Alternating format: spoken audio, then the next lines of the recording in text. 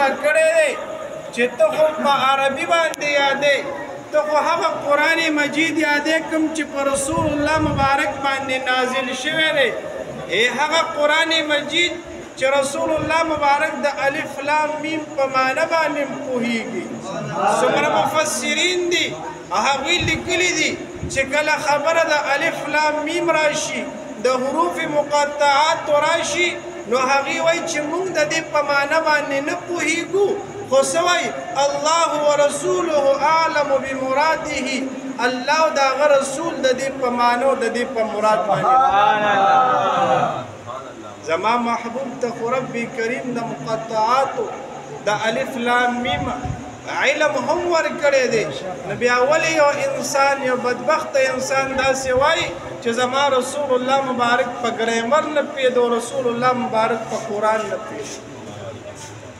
داسې هم کیدی شي یو شخص چاته یو خط رولیږي چې زه دته په دې خط باندې خبرداری ورکړم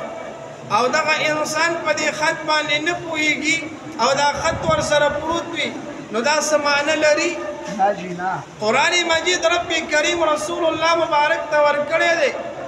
نو رسول الله مبارک د الحمد نه واله تر والناس په هر یو لفظ د دې یو حرف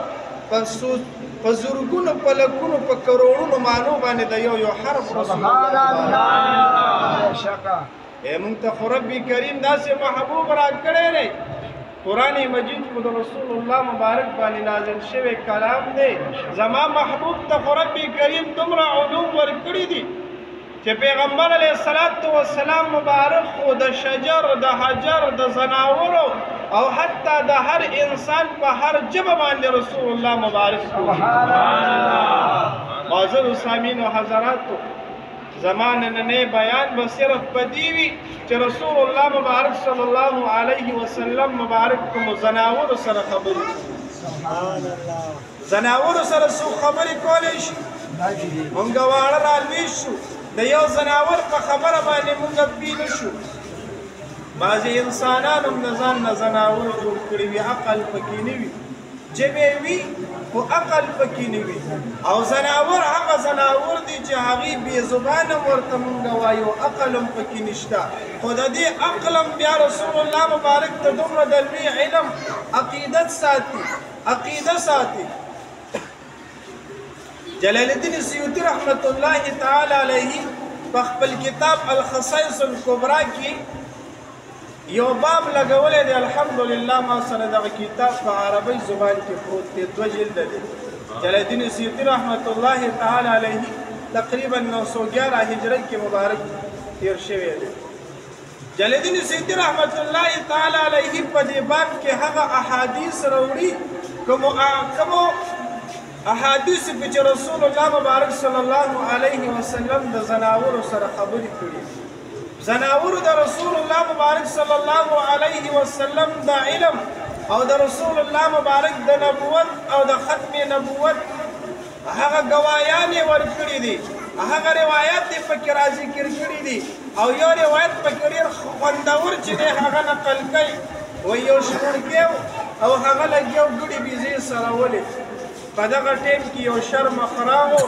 او دغه انسان دی چې دی یو ګډه په خوله کې اوچته کړه او چې کله دغه شرمخ روان شو ګډه په خوله کې ده شپونکي ورپسې ورمنډه کړه او چې کله یې ورمنډه کړه هغه شرمخ چې کوم دی هغه ګډه یې د خولې نه لوړه کړه او داسې لږ غوندې بره لاړو او چې کله داسې لږ مزل یې وکړو مخ یې راته وکړو ورته وایي عجیبه انسان یې تا خو زما د خولې نه زما رزق چې دی وشکولو شرمخ دغه شپونکي ته وایي تا خو ما سره ډېر بد وکړ تا زما د خولې نه زما رزق وشکولو دغه شپونکی حیران شو ورته وایي عجیبه خبره ده شرمخ هم خبرې شروع کړي زناور هم خبرې شروع کړي دی ډېر په تعجب کې شو هغه شرمخ ورته وایي ته زما خبرو په تعجب کې واچولې ته زما خبرو ته حیران شي خو د دې نه یو عجیبه خبره درته بیان نه کړم چې تا به نورم په تعجب کې واچوي هغه ورته وایي هغه کومه خبره ده وایي لاندې لاړ شه په مدینه منوره کې یو داسې پیغمبر راغلی دی رب کریم ورته داسې علم ورکړی دی داسې نبوت داسې کمال یې ورکړی دی ته خو زما خبر یادې هغه داسې پیغمبر دی چې څه تېر شوي زمانه کې شوي دي د هغې خبرونه هم خلکو ته ورکوي کوم چې په راروانه زمانه کې را روان دي د هغې خبرونه هم خلکو ته ورکوي عجیبه خبره خو دا ده زه خو ستا مخې ته ولاړ یم او خبرې مې وکړې هغه خو داسې نبي او داسې پیغمبر دی چې د راتلونکي وخت خو د تېر شونکي وخت خبرې خلکو ته ما كان ما يكون سج شبي دي وسكي كده غير إلا من إله العالمين رسول الله مبارك.